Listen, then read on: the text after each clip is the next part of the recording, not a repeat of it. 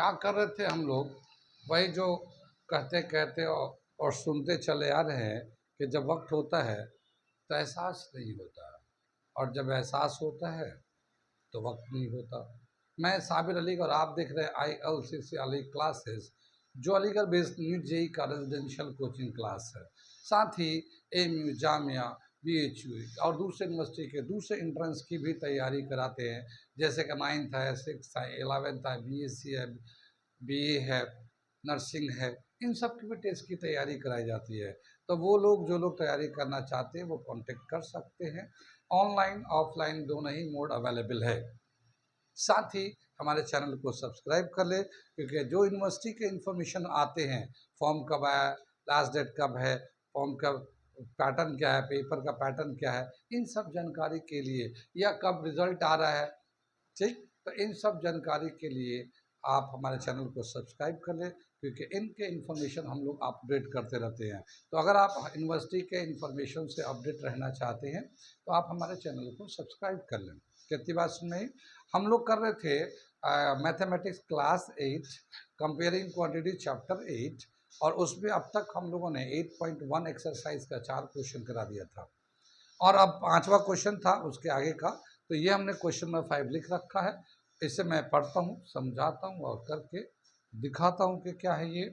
क्या दे रखा है, इफ चमेली had ₹600 left after spending 75% of her money, how much did she have in the beginning.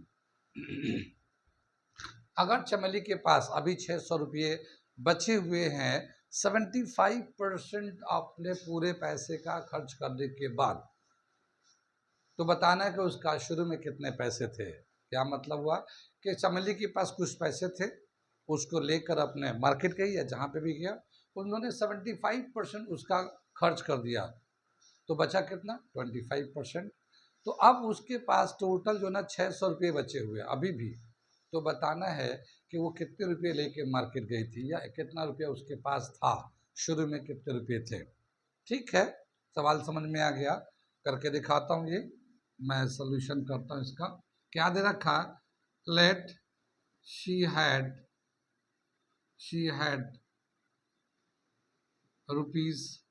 ₹X in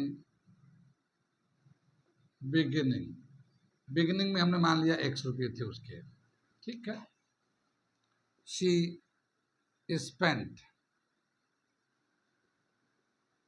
75%, she have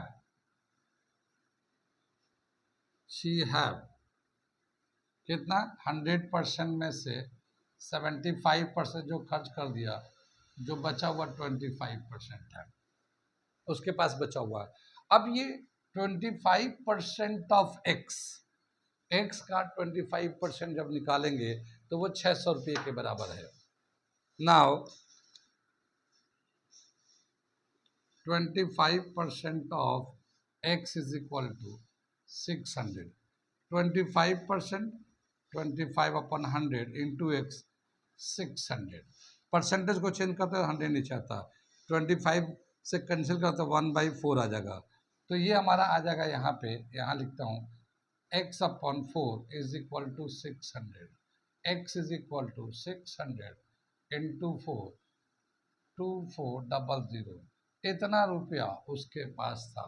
तो चमेली के पास शुरू में 2400 रुपये थे, उसके 75% उसने खर्च कर दिए, बचे उसके पास 25%, यानी 600 रुपये बचे थे। तो उसके बिगिनिंग में 2400 रुपये थे। कहाँ कहाँ समझ में आया, कहाँ कहाँ नहीं आया, समझ में आ रहा है इसे नोट कर लिए, समझ में आ रहा है इसे नोट कर लिए। फिर मैं अगला क्वेश्चन नंबर 6 करने जा रहा हूँ इसका, ठीक है। ये सभी क्वेश्चन जो है ना, मैं कंपेयरिंग क्वांटिटीज है, ये सब फार्मूला बेस्ड है और कंसेप्ट बेस्ड है, और ये बहुत इंपॉर्टेंट चैप्टर है। तो ऐसे चैप्टर को करने के लिए आपको ध्यान से रिवीजन करने की ज़रूरत है। इसके ट्रिक्स भी बताएंगे हम लोग, जब इसको एकेडमी को कंप्लीट कर देंगे तो इसका ट्रिक्स भी बताएंगे इसमें, ठीक है। शॉर्टकट मेथड कैसे करते हैं, किन किन बातों को, बिल्कुल उसी बात को ध्यान रखना है।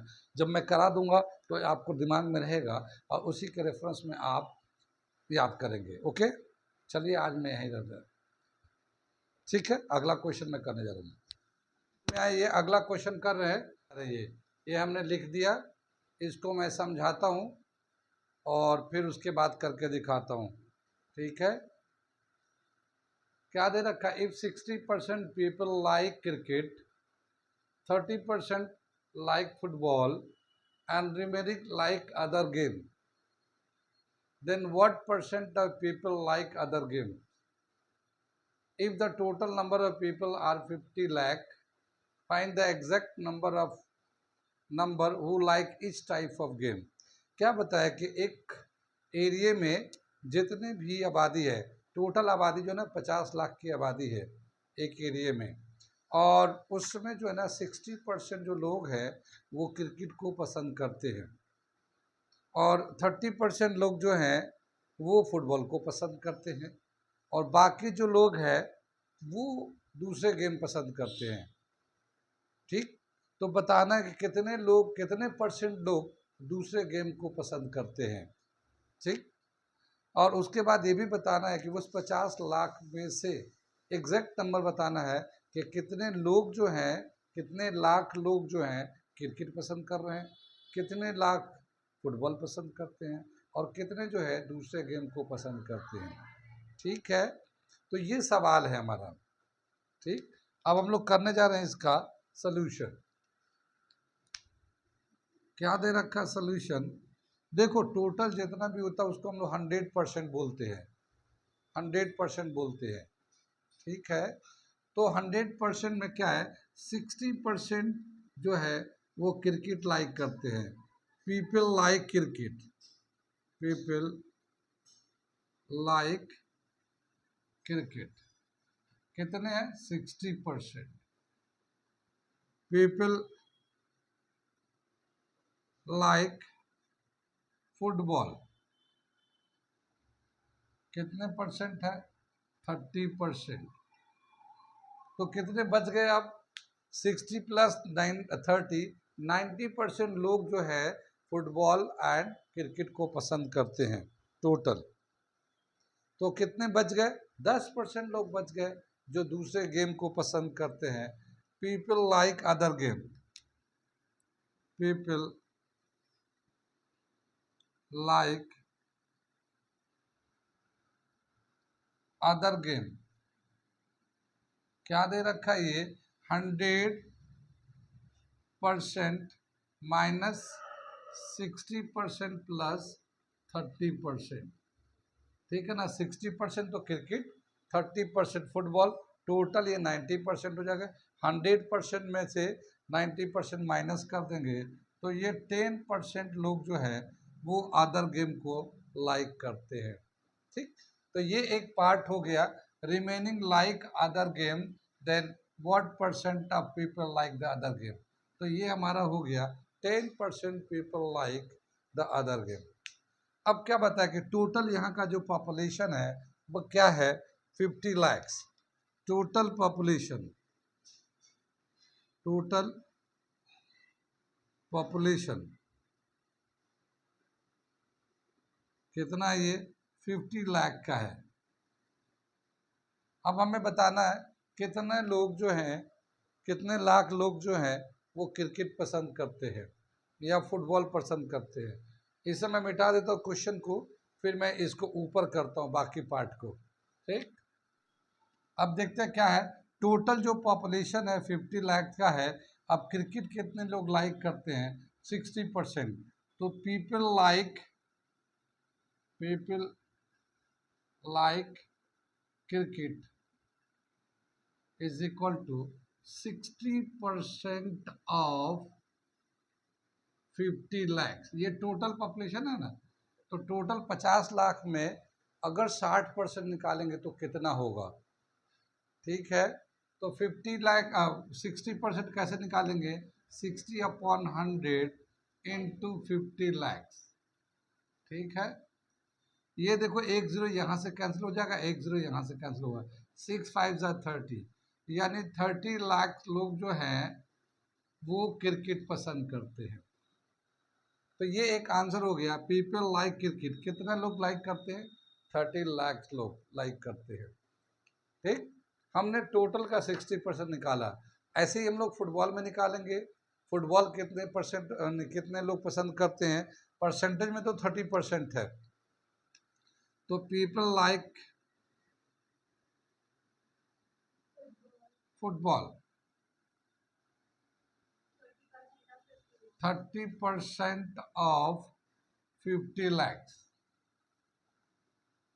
30% का मतलब 30/100 इंटू 50, तो 1 0 इससे कैंसिल, 1 0 इससे कैंसिल, 5 3 15, तो 15 लाख जो पीपल हैं वो जो है फुटबॉल पसंद करते हैं।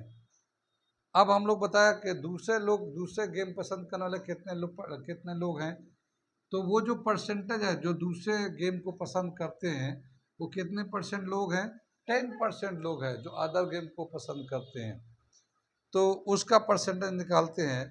तो पीपल लाइक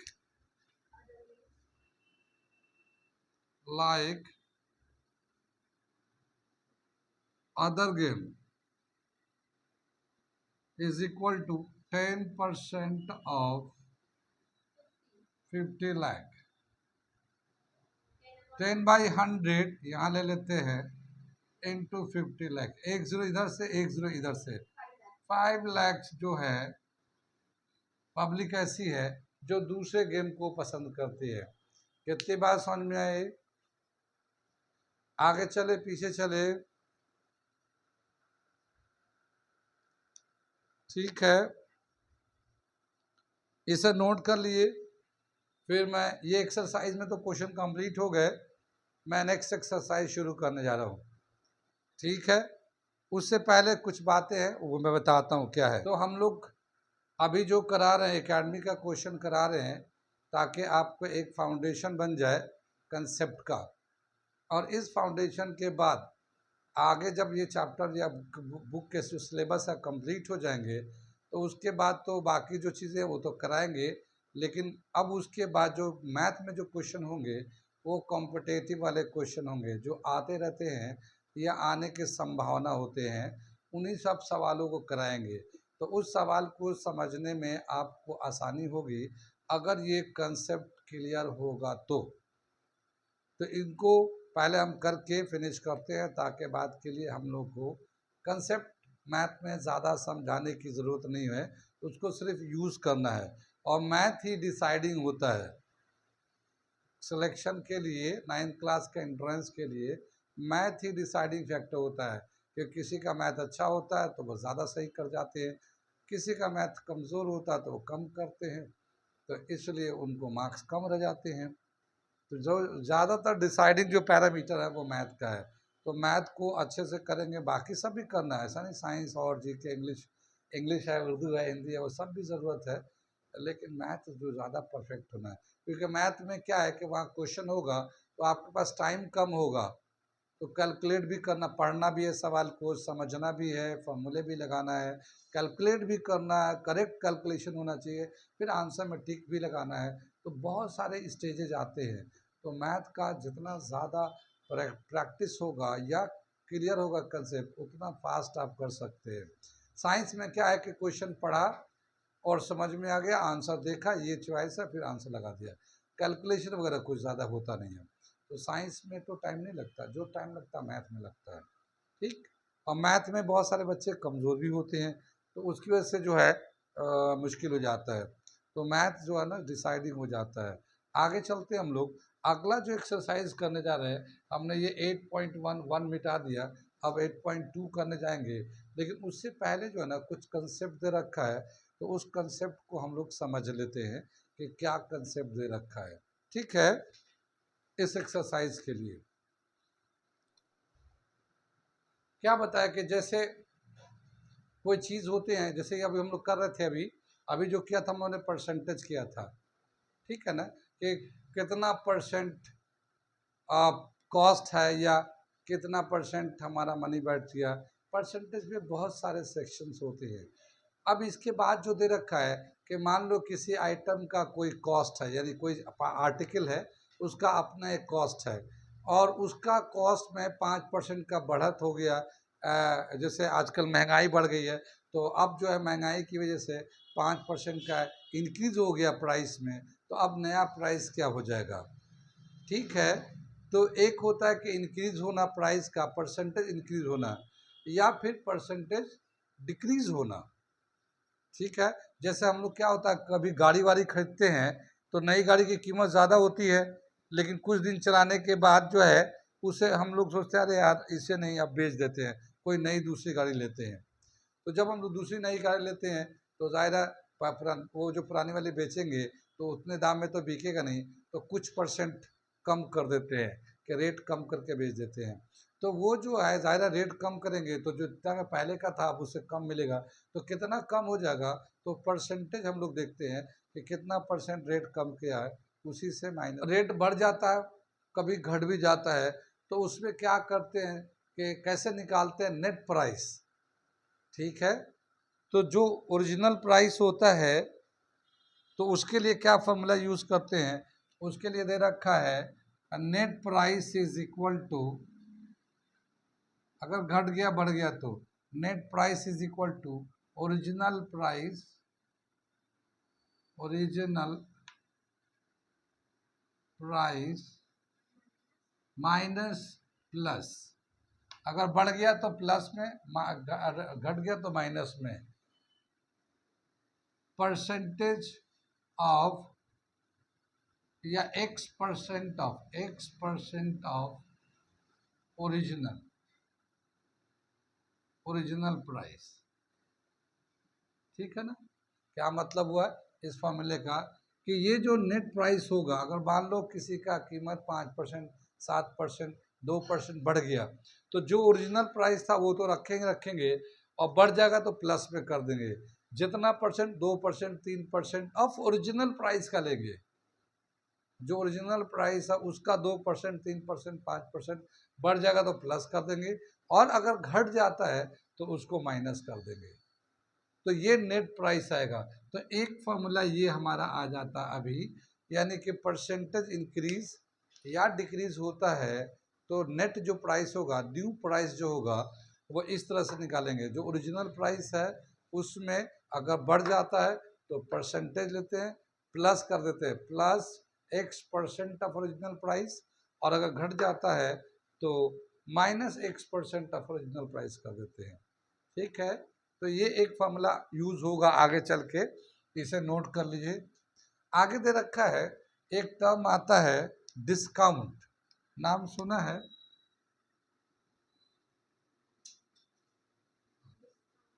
डिस्काउंट क्या करते हैं, अगर किसी आइटम पे डिस्काउंट होता है तो जैसे हम लोग देखते हैं कि कोई आइटम है, इसके ऊपर जो ना स्लिप लगा रहता है कि ये 1000 रुपये का है, इसका जो प्राइस है 1000 रुपया है, लेकिन ये 60% डिस्काउंट पे चल रहा है। क्या 60% डिस्काउंट पे चल रही है, कितनी बात समझ में, यानी 1000 रुपीज का 60% निकालेंगे वो माइनस कर देगा, और जो बचेगा वो हमें दे के ले सकते हैं इस चीज को, यही हो ना, कितनी बात सुन। तो ये जो 1000 होता है इसको कहते हैं हम लोग मार्क प्राइस, मार्क प्राइस बोलते हैं, और ये डिस्काउंट होता है, और जो माइनस होने के बाद जो बचता है वो सेलिंग प्राइस कहलाता है हमारा, वो क्या कहलाता है, सेलिंग प्राइस। तो जो सेलिंग प्राइस का जो फॉर्मूला है, selling price is equal to mark price, mark price minus percentage discount, discount percent, discount percent of MP, mark price, जो मार्क प्राइस है उस पर डिस्काउंट देते हैं हम लोग। कितनी बात सुन में, ये समझ में आ गया फॉर्मूला। जो सेलिंग प्राइस होता है वो मार्क प्राइस जितना है उसमें से जितना परसेंट का डिस्काउंट है, डिस्काउंट किस पे लेंगे, मार्क प्राइस पे डिस्काउंट लेते हैं हम लोग, ये मार्क प्राइस है, और discount on mark price is equal to selling price. इसको मैं दूसरे कलर में लिख देता हूँ, सेलिंग प्राइस यानी S P is equal to M P minus discount on MP, discount percent on MP. ठीक है, कितनी बात समझ में, ये समझ में आ गया। Selling price is equal to mark price minus discount percent on mark price. Mark price पे ही निकालते हैं हम लोग। एक तो हो गया हमारा परसेंटेज इंक्रीज डिक्रीज, दूसरा फॉर्मूला हो गया हमारा डिस्काउंट का, और तीसरा फॉर्मूला हम लोग प्रॉफिट और लॉस का करने जा रहे हैं। ठीक है, तो मैं पहले आज फॉर्मूला लिखाता हूँ प्रॉफिट लॉस का। ये भी बहुत अच्छा टॉपिक है, ये प्रॉफिट लॉस। प्रॉफिट लॉस,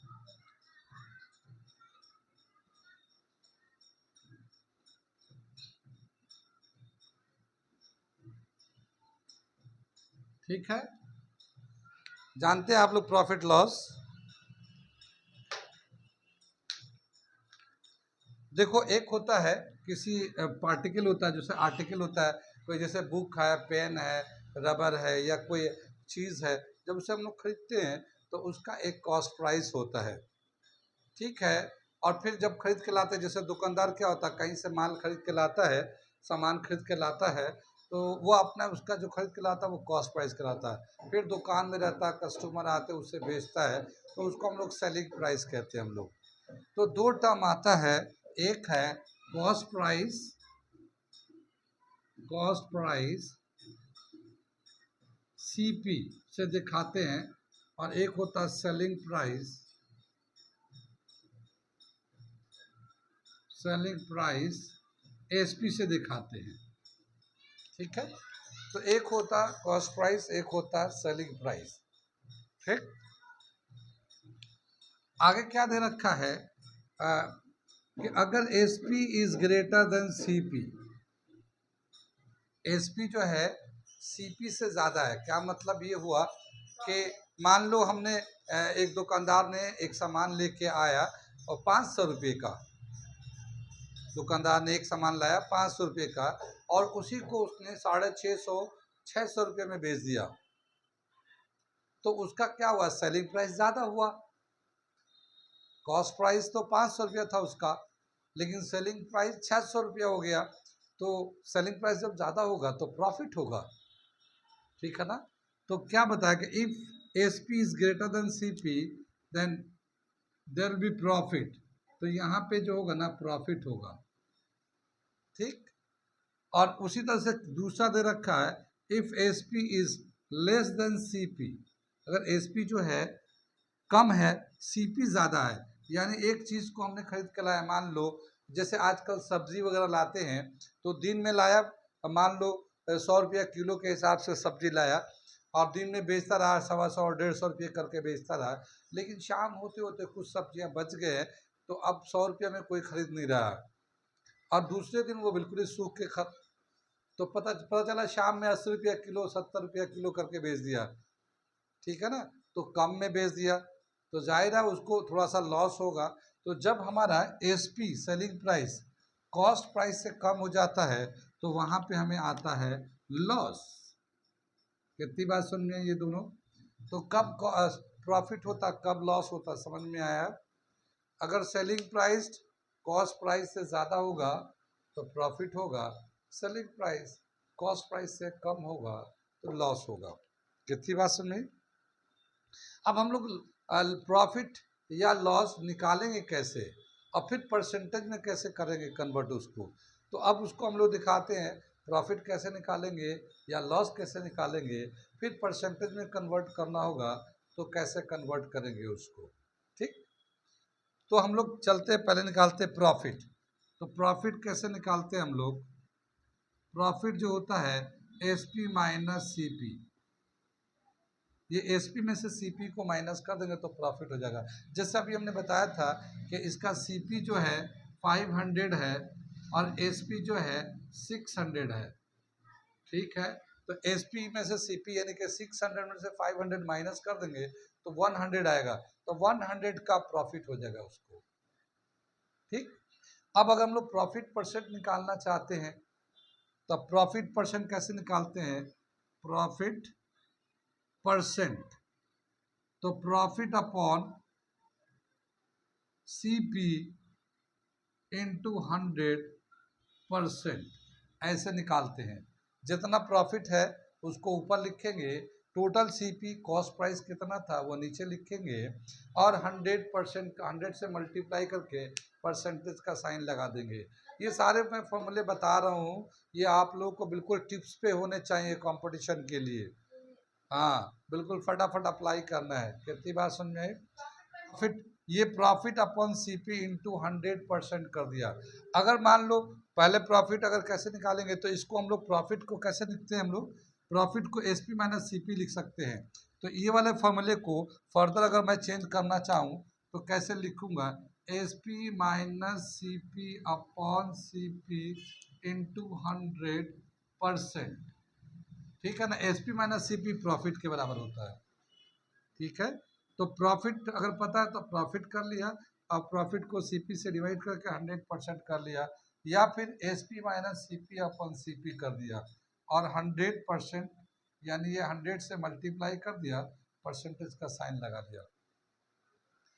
ये फॉर्मूले समझ में आ गए। ये प्रॉफिट कैसे निकलता है, प्रॉफिट परसेंट कैसे निकालेंगे, प्रॉफिट अपन सीपी इंटू 100%, अगर प्रॉफिट पता है तो, वरना S P minus C P upon C P into 100%।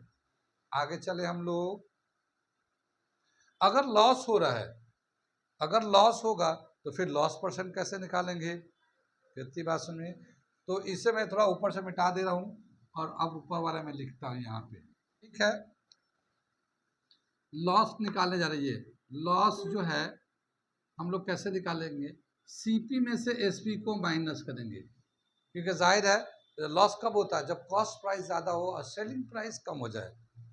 खरीदने के दाम ज़्यादा हैं मगर बेच कम दाम में रहे, तो उस केस में हमें लॉस हो रहा है। तो सीपी माइनस एसपी, ये उल्टा हो गया, सीपी इधर आ गया, एसपी उधर चला गया, ये हमें लॉस आ गया। अगर हमें लॉस परसेंट निकालना हो, लॉस परसेंट, तो लॉस अपॉन सीपी इंटू 100%, ये हमारा आ गया लॉस परसेंट का। ठीक है, लॉस को अगर हम लोग करेंगे तो CP minus S P upon C P into 100%, 100%, ये हमारा लॉस परसेंट का फॉर्मूला होता हमारा। कितनी बात समझ में आई?